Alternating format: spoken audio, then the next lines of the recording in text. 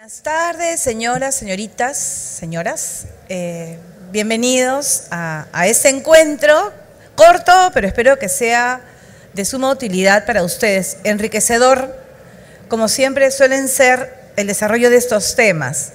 Mi nombre es Elizabeth Otero, soy administradora, tengo una especialización, una maestría en comportamiento organizacional y recursos humanos. Experiencia, bueno, casi 30 años, mejor no digo mucho los años porque, en fin, justamente en lo que es gestión de personas, en responsabilidad social. Creo que lo más importante es mi convicción que nosotras las personas, siempre estamos, no solamente debemos estar en un proceso de mejora continua, así como en las empresas, sino que somos capaces de lograr grandes mejoras a base de, sobre todo, tener una perspectiva clara de lo que esperamos de nuestras propias vidas y mucho trabajo, mucho esfuerzo que debe ser en todo momento satisfactorio, placentero.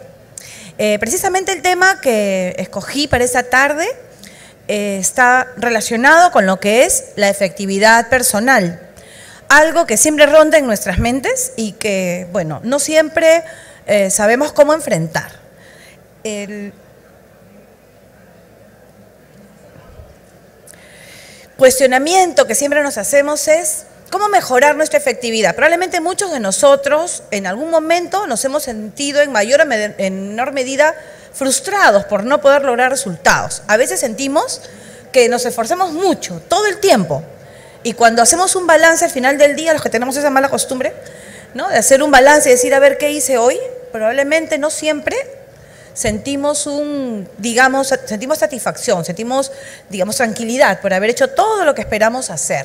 Eso tiene mucho que ver justamente con el tema de la efectividad que como personas nosotros somos capaces de desplegar. Es cierto también que existe detrás de esto una preocupación nuestra por justamente ser parte de actividades productivas, ¿no? Ser parte como empresarios, como colaboradores, como gestores de personas. Hoy también nos preocupamos mucho por lograr resultados, de tal manera que en ese logro de resultados haya un desarrollo personal, porque es lo que asegura que el equipo humano con el que interactuamos, ya sea porque somos líderes de equipo, porque somos parte de un equipo, porque estamos esperando entrar a un equipo, ese desarrollo del que hablo justamente es importante para asegurar que las organizaciones permanezcan en el tiempo. Sabemos que estamos en un mundo global altamente competitivo que no solamente se enfoca en resultados económicos hoy en día, sino que requiere, no solo espera, sino requiere que seamos personas capaces de involucrarnos con las organizaciones, con nuestro entorno y entender el contexto en el que desarrollamos nuestras actividades.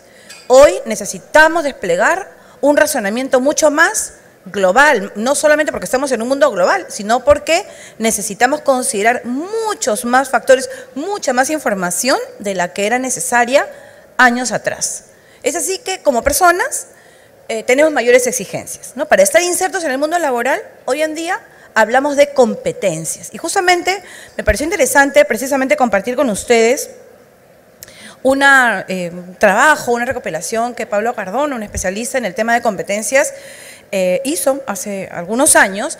Él justamente clasifica estas competencias en tres componentes. Este es un poco el esquema general que él plantea, en donde nosotros podemos diferenciar las competencias que él considera técnicas o directivas, estas competencias empresariales, estratégicas e intratégicas, y las competencias que son de eficacia personal. Yo me voy a referir rápidamente a las competencias justamente estratégicas e intratégicas y me voy a focalizar en lo que son las competencias de eficacia personal y vamos al final, ¿no?, vamos a darnos un espacio de repente para resolver algunas preguntas que ustedes quieran realizar. Este es un tiempo bien, he tratado de hacer un resumen así bien resumido, como para poder, ¿no?, llegar a plantearles todo este modelo y compartir algunas pautas, algunos tips que me parece que pueden ser de utilidad para ustedes. Solo como para ubicarnos en el tiempo y en el espacio, las competencias estratégicas, que son importantes en verdad, trabajemos o no trabajemos por una empresa, ya sea que tengamos nuestro negocio o estemos esperando incorporarnos a una organización, siempre que nos vinculamos con equipos de trabajo, es importante promoverlas y nosotros mismos promoverlas en nosotros.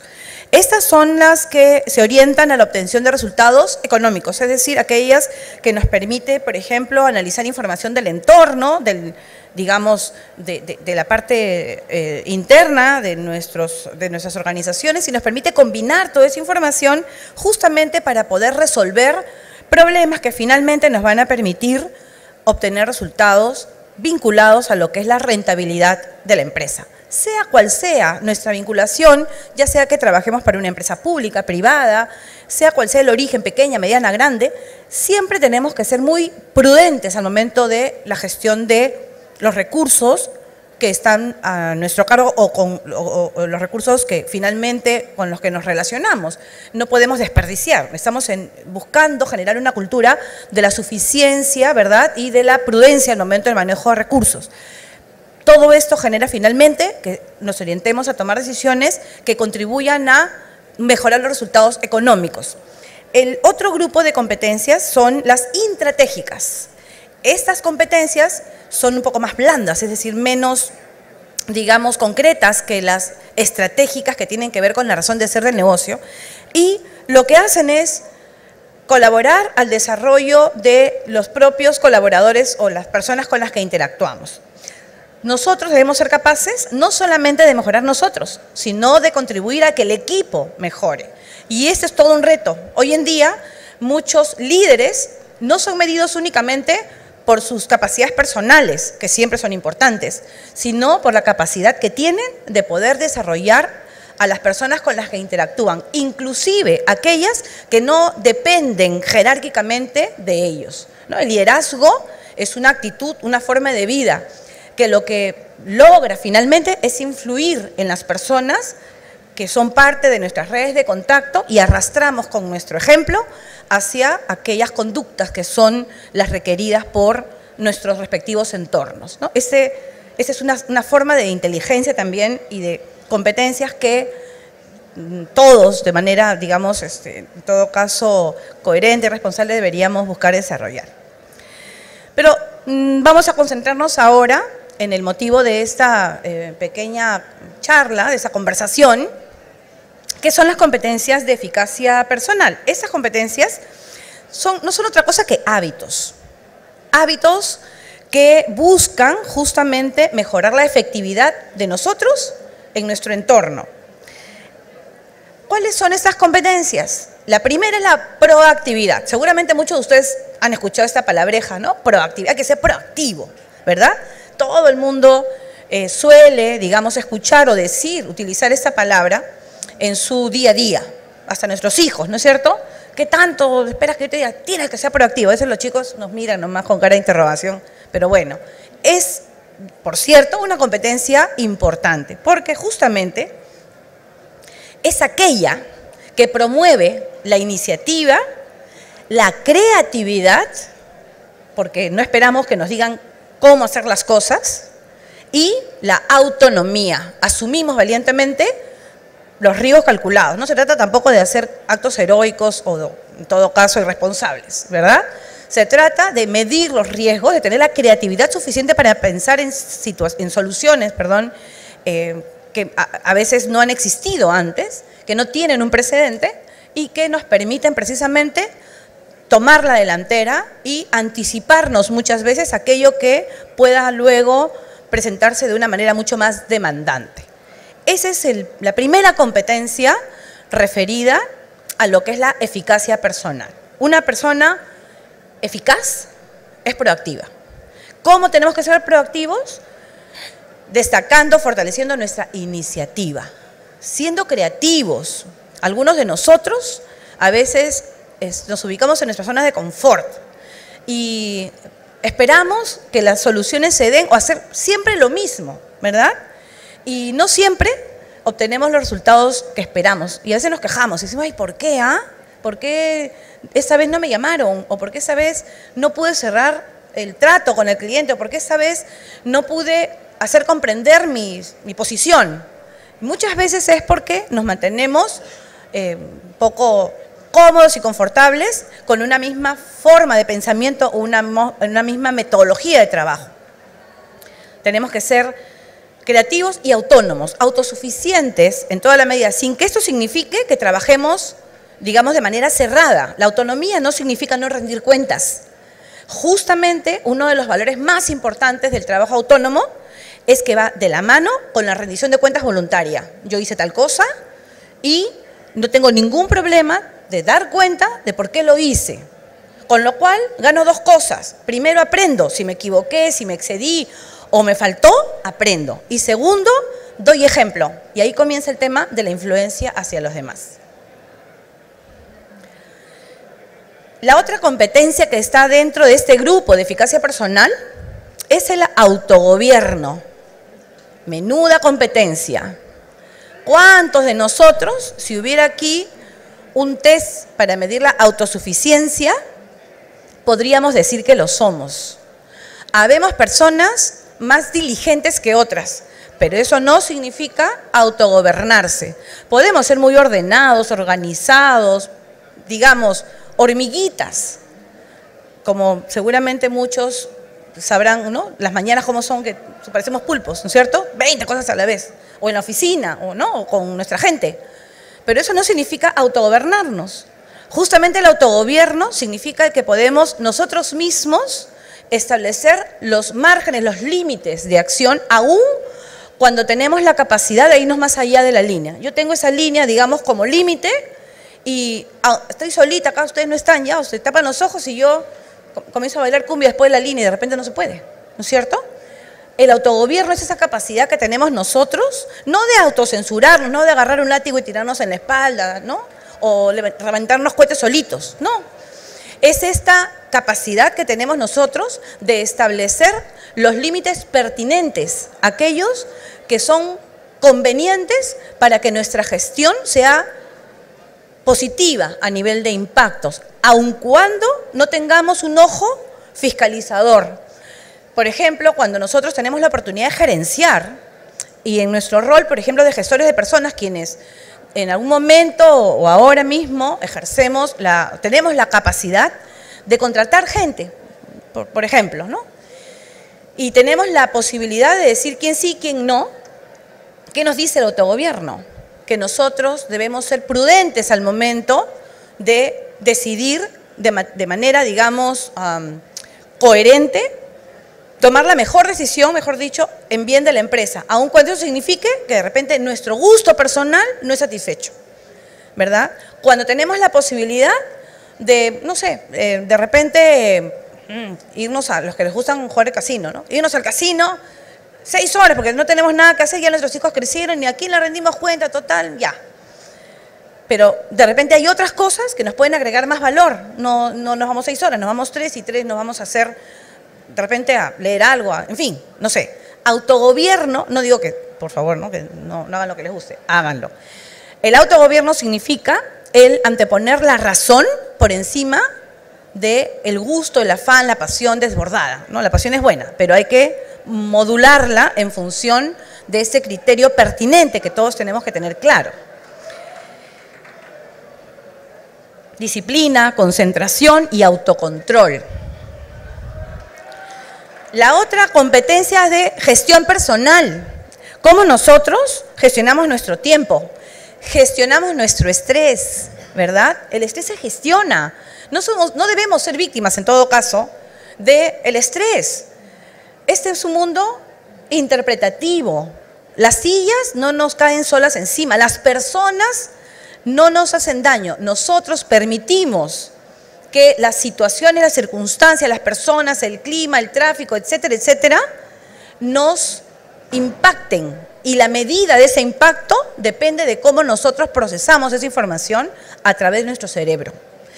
El regular el estrés es una competencia. Hay que entrenarse. No es algo que se logre mágicamente, no hay pastilla que logre cambiar a una persona y volverla mucho más digamos, relajada, menos susceptible al estrés. Hay que trabajarlo. Y obviamente, el control del riesgo, ¿no es cierto? Nos podemos sentir más o menos amenazados. Y eso también hay que evaluarlo. La última competencia es la de desarrollo personal.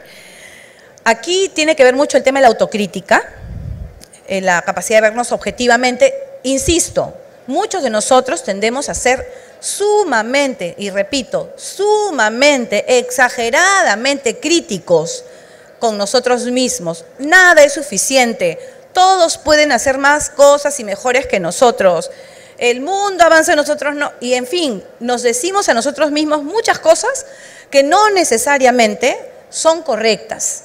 Probablemente si volviésemos a vivir nuestra vida con la sabiduría que tenemos ahora, haríamos otras cosas distintas, pero no podemos, pues, ¿no es cierto? Ya vivimos e hicimos cuando hicimos lo que pudimos con la información que teníamos en ese momento. A los 15, 20, 30 años, los que todavía no llegaron ya llegarán, 40 y más, obviamente tenemos muchas más horas de vuelo y podemos tener más argumentos, más herramientas para tomar decisiones distintas, pero no podemos ser, ¿no?, negativamente críticos, tenemos que ser críticos constructivos de nosotros mismos. Y esa es una recomendación que se las hago de todo corazón, porque normalmente somos críticos totalmente así, dinamiteros de nosotros mismos, y eso no ayuda a construir estas competencias que buscan lograr resultados mucho más eficaces para nosotros. Y el tema de autoconocimiento, el mirarnos al espejo honestamente y decirnos, esto eres, quiérete, ¿no? Mejora aquí, cambia acá, pero vamos, tú eres yo soy tú y somos, ¿no es cierto? Y seremos hasta que nos muramos, porque el ADN no lo cambia nadie, y adelante, ¿verdad? Eso es muy importante y, por supuesto, siempre querer mejorar. ¿Cómo mejorar estas brechas? Bueno, hay un proceso que se llama de autoeficacia. Comenzar este proceso no es algo sencillo porque implica que hagamos frente a algo que convive con nosotros y que usualmente no miramos, que son nuestras emociones.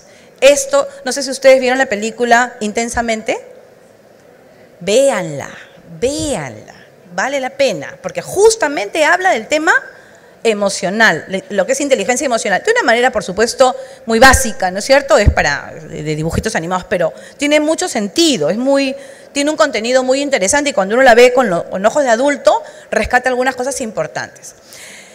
Lo que nos dice este modelo de autoeficacia, este proceso de autoeficacia, es que lo primero que tenemos que hacer es aprender a regular nuestras emociones. Tenemos que aprender a nombrarlas. Primero a identificarlas. ¿Yo estoy sintiendo rabia o estoy sintiendo miedo? Y si es miedo, ¿por qué siento miedo? De repente estoy sintiendo miedo por una creencia de hace, ¿no?, cuando era yo un adolescente tierno y ahora eso ya no tiene sentido. Esta autoconciencia tiene que ver con estas creencias y obviamente las acciones derivadas de estas creencias. Yo actúo en función de aquello que creo y creo muchas veces en función, mejor dicho, me emociono o siento en función de aquello que yo creo. La creencia yo la puedo reprogramar, replantear, me puedo decir las cosas de manera distinta. Y este es el primer paso. Una vez que yo he logrado reconocer qué es lo que yo siento con frecuencia, qué es lo que más siento, miedo, a veces es miedo y lo confundo con la ira, a veces es ira pura, ¿no es cierto? Nos ponemos rojos, en fin. A veces es vergüenza, qué vergüenza que no sepan que no sé, ¡ay, qué horrible! ¿No? Y me sale león y en realidad es vergüenza, en fin. Las emociones hay que mirarlas cara a cara, face to face, y decirle, oye, mira vergüenza, está bien ya, yo te siento, pero no exageres pues, ¿no? Vamos a moderar la cosa, porque también vivir sin vergüenza no ha de ser muy simpático, ¿no? O no tener miedo, nos terminamos desbarrancando seguramente por ahí, en fin. Las emociones son necesarias, pero hay que saberlas modular para poder autorregularlas y justamente ajustar la emoción y la intensidad, sobre todo, a las circunstancias. A veces nos hacemos, como se dice, bolones de avalancha por situaciones que son totalmente manejables, que al final no son trascendentes en nuestra vida. El tercer paso en este proceso es la conciencia del otro. Cuando nosotros logramos ser conscientes de nuestras emociones y regular nuestras emociones, se nos facilita la posibilidad de entender a los demás. Si no nos entendemos, que es lo que nos pasa muchas veces, si no entendemos lo que sentimos, menos vamos a entender lo que los demás sienten y les atribuimos a los demás emociones que probablemente son las que sentimos nosotros. Y decimos, si alguien nos mira, nos levanta la ceja, está molesto. Cuando en realidad somos nosotros los que nos molestamos porque voló la mosca más cerca de lo que nos hubiera gustado. Entonces es muy importante, insisto, muy importante autoconocernos profundamente en el tema emocional. Es duro, a veces encontramos y llegamos a la conclusión que solitos no podemos, y eso es absolutamente válido. No es nada, digamos, negativo, ¿no? El aceptar que necesitamos a alguien que nos oriente y nos lleve por el camino.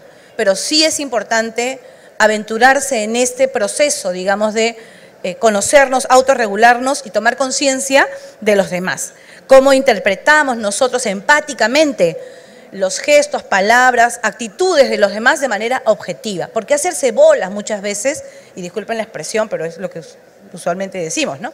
¿Por qué complicarnos muchas veces interpretando o atribuyendo emociones a los demás cuando en realidad ni ellos mismos a veces saben lo que puedan sentir? Evaluemos las conductas como tal, ¿no? De manera objetiva. Y finalmente, cuando nosotros logramos esos 3 primeros pasos, podemos recién actuar de manera tal que podamos ayudar a los demás a regular sus propias emociones. Es decir, influimos en los demás con nuestras propias conductas para que los demás justamente puedan también desplegar conductas que sean moderadas, ¿no? Y poder, en todo caso, comunicarnos de manera más efectiva. Y, por supuesto, esto es fundamental en el manejo de desacuerdos que pueden ser tan básicos como, no sé, no ponernos de acuerdo en una fecha de reunión, en una hora, o hasta contratos o convenios importantes de nuestra empresa, de repente que pueden significar el negocio de la vida, ¿no? No ponernos de acuerdo de repente con un proveedor, en fin.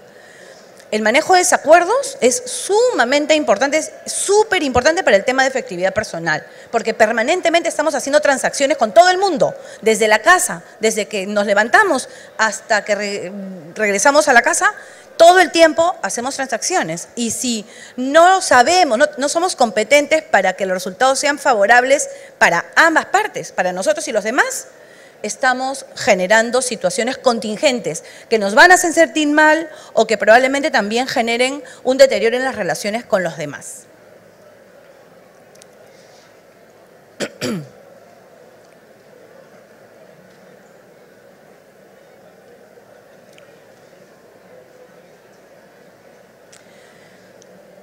Un aspecto importante es el de la inteligencia emocional, que justamente, un poco para redondear e ir terminando el tema, nos induce a trabajar, a conectar nuestra emoción con nuestra razón.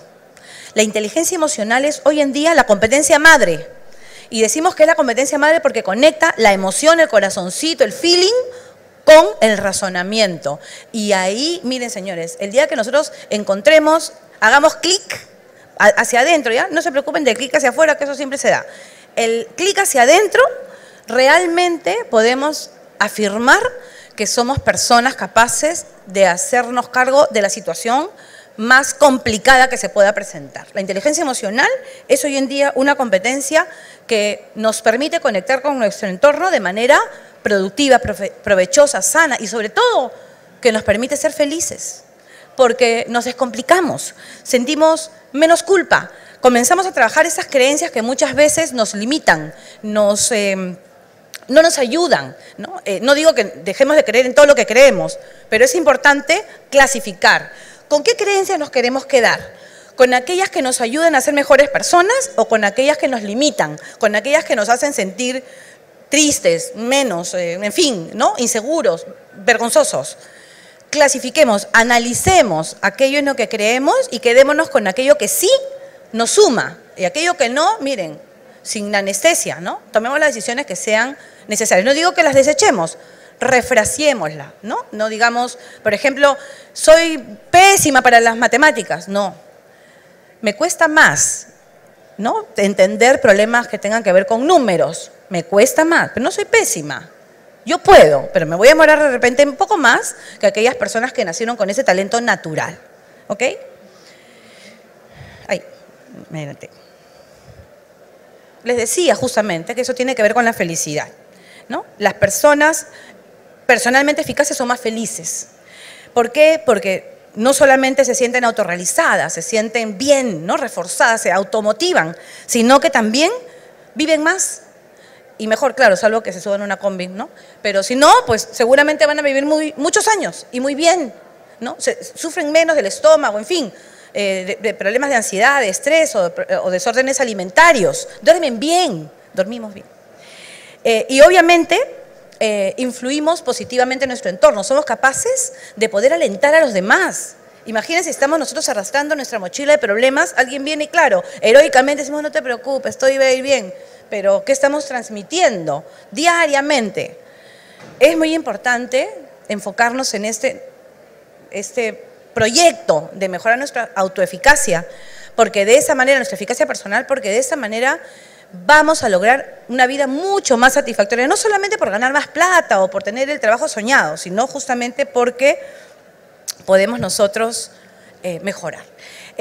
Finalmente, me quedo con esta última frase que es la autoaceptación incondicional. Es decir, ¿qué tan importante es que me acepte yo tal como soy? Eso no significa que no cambie. Me acepto como soy y me preocupo, me comprometo conmigo de trabajar de manera permanente en aquello que me constituye para lograr la mejor versión de mí misma. Ese es un proceso de largo aliento. Yo espero haberles podido ayudar dándoles algunos alcances. Hay mucho más que tratar del tema, pero por lo menos inquietarlos, por lo menos ya saben qué película ver el fin de semana, ¿verdad? Y, por supuesto, desearles muchos éxitos. Quisiera saber si hay alguna pregunta, alguna intervención chiquitita, porque ya no nos queda casi tiempo.